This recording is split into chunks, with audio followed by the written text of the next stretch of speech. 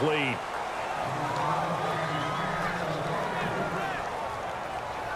On fourth down, the Packers hand things over to Jake Shum to punt it.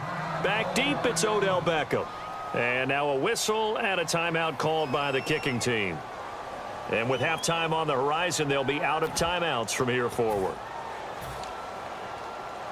So on fourth down, here's Jake Shum to punt it away.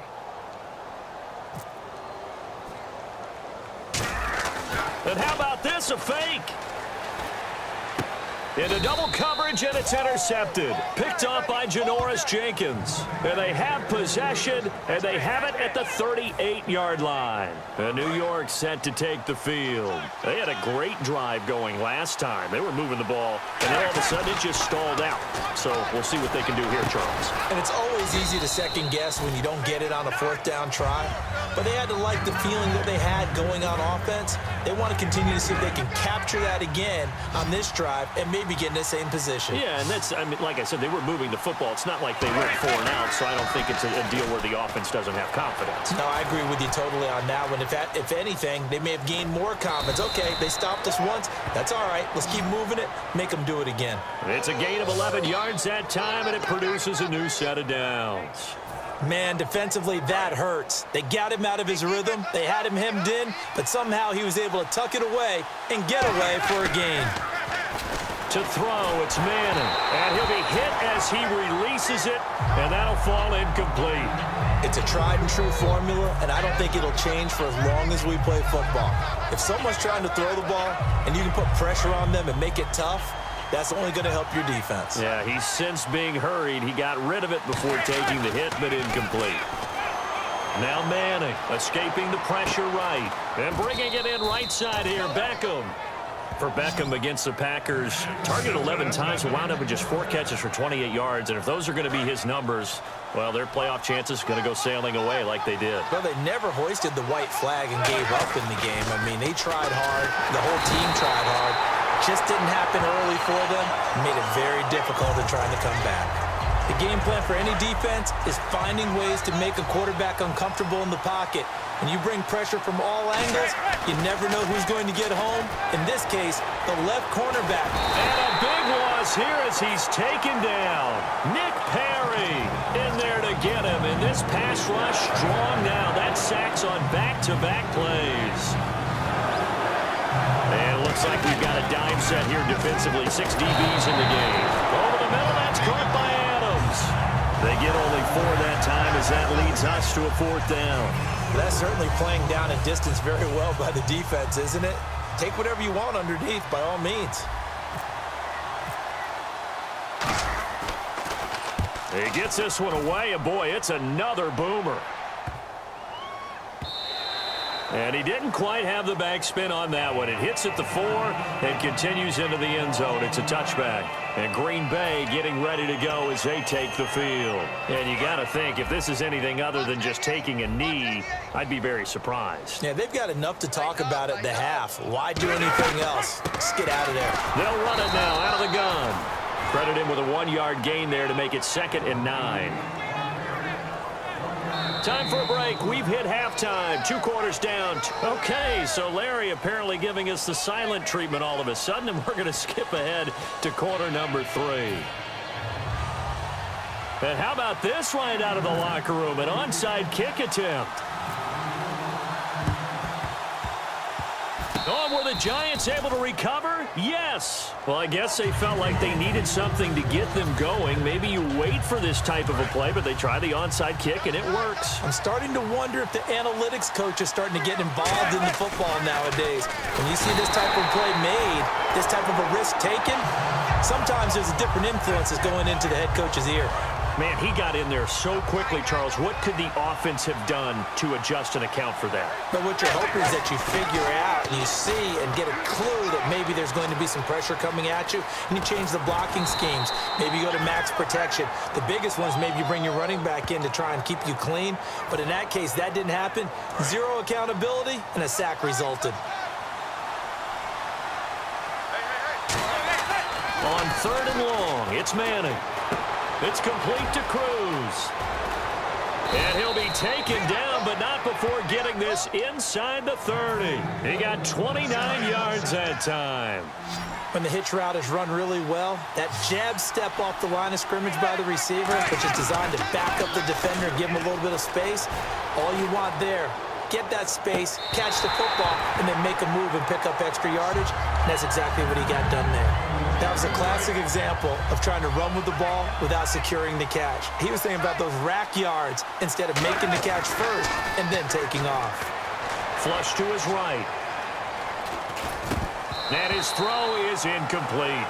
Well, pretty good coverage there, and both of these defenses, they've had good coverage throughout this one. No doubt about it, and in today's NFL, where we're used to a bit more scoring, this feels almost like a well-pitched game of baseball on both sides, where the tension continues to build. Who's going to make... Trying to get it to Adams, but it's intercepted. A great read, and it's picked off. And the return will be stopped at the 34-yard line. Now we take a glance at the offense as they work their way back out for their first possession of the second half.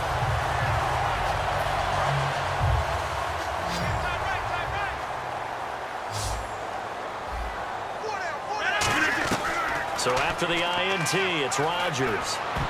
Oh, incomplete. A turnover would have really helped there. Almost intercepted. Instead, it's just second down.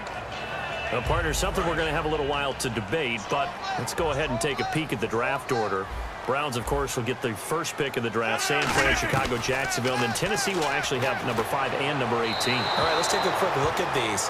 Cleveland, San Francisco, Chicago. All of them have starting quarterbacks, but will they be in 2017? I doubt it. I think they'll have decisions to make about who's going to be their quarterback, and maybe that comes through the draft. Then you get down there to number 4 at Jacksonville. Blake Bortles should be solid in there, but with this season where he seemed to regress, whoever is the new head coach will have a decision to make there. And then how about, as you mentioned, Tennessee at 5-18? An excellent season for the Titans this year. They're making a push for the playoffs in 2017. And, of course, the 5th pick that they have is the slot held by the Rams. To throw, it's Rodgers. And this is caught on the sideline. But no, they'll say out of bounds. He caught it but was not in bounds. Incomplete. I think you have to chalk that one up for the defense there. Someone right on the spot. Excellent coverage. Didn't leave him enough room to come down inbounds, even though he did catch the football. Going for the deep ball. Got a man, it's caught inside the 10. A very nice pickup of 33 yards. When the big guy rumbles down the center of the field and he gains leverage on a guy trying to cover him, it is really, really tough for the defender to get through him to make a play on the football. That's why guys love to throw that route. Down the middle, throw it deep, and let the big guy go get it. That throw good for 4. It's second down. An ex-teammate used to tell me all the time, I hate experienced quarterbacks because no matter what, you really can't hide what you're doing. And I think that right there, he knew right away where the blitz was coming from, where his primary guy was going to be, and he ended up going to a secondary target for a nice game. I was just going to ask you, that wasn't the primary target. He's so good at that, isn't he? I think he knew right away that he wasn't going to get to his primary guy. I think he read that as soon as he got to the line of scrimmage, knew where the pressure was going to come from, and said, I know how to beat that, and that's what he did.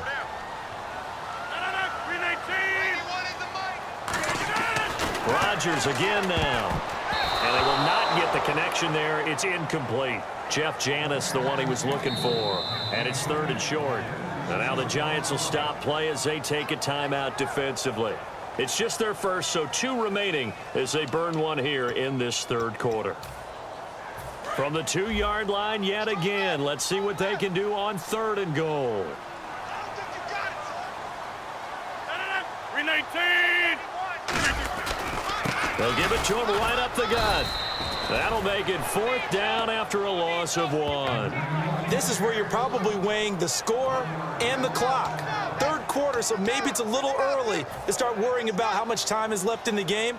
But if you kick the field goal, you make it a 2-score game. A tough balance and a tough decision for any coach to make. And Crosby puts it through, and that will make our score 9-0. So it's only 3 points on this opening drive of the third quarter. And even though that stretches out the lead, Charles, I think you'd have to consider this a win for the defense, no? Couldn't agree more, Brandon. That offense got themselves in prime position to really open up this ball game, but the drive stalled out.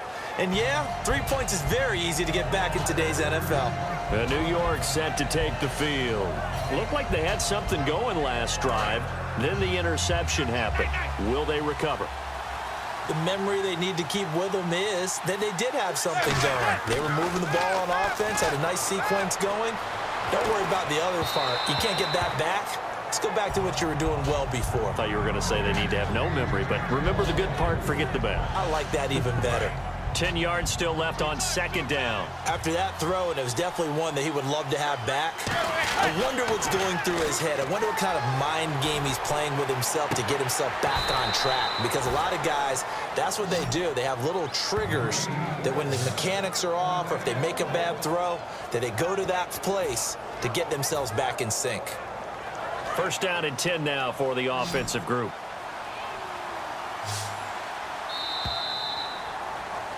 Back now at Lambeau. It's the Giants with possession of the football but needing points as we start quarter number 4.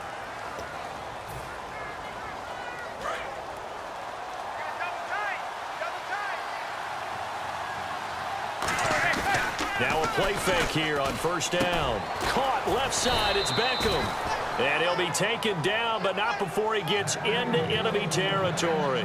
Love the call by the offensive coordinator, recognizing the situation very well, calling for the play-action pass, and completing it. Fresh set of downs here. They go play action here on first down. And he's going to be intercepted a third time. A great read, and it's picked off. And he's going to take this one back to the 37-yard line. And Green Bay getting ready to go as they take the field. And last time they got 3 points, but it was a chip shot field goal. And when you go to the sideline after a chip shot field goal, maybe the offense not too happy. It's a balancing act, isn't it? Because you're exactly right. They're none too pleased that they didn't punch it in for 6 points. But they also have to remember they did put points on the board. 3 points is 3 points. And in this league, you take points when you can get them. Not easily done. Here's Rodgers to throw. The left side throw complete to Adams. And now the Giants, they get the officials' attention and take another timeout. That's going to leave them with just 1 remaining here in this fourth quarter.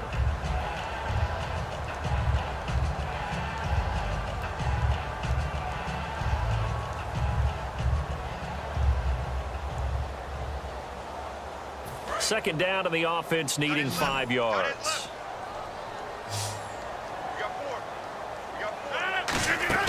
On second down, here's Rodgers. It's brought in by Janis. 5 yards on the pickup, and that'll bring up what looks to be a 3rd and inches. Can't be more than a half a foot. I know many people like to throw to the tight end, maybe in a little flexed out position because he creates mismatches with his size. But slot receivers do the same thing with their quickness, their speed, and their route running savvy. And he's got the first down yardage there as he takes it just across midfield.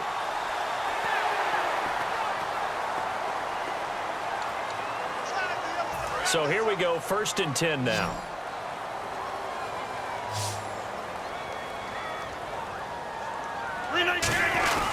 Throwing on first down is Rodgers.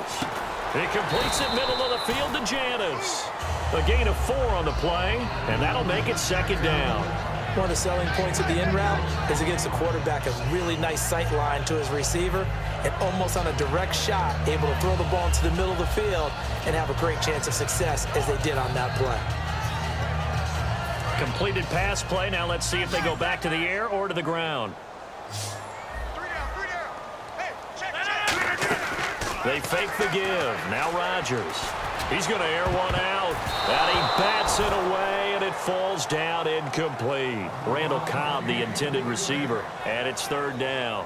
That's a bold strike right there, taking it downfield and putting some air on it. But how about the coverage? Able to get his hands across the receiver and bat the ball down. They'll need to get this to the 38. That's where the first down marker is here on 3rd. Throwing is Rodgers on 3rd down. And the 3rd down pass falls incomplete. On any passes in the middle of the field, anyone who's going after the football is going to be conscious that it's probably going to be contested and often physically. Sometimes that leads to drops.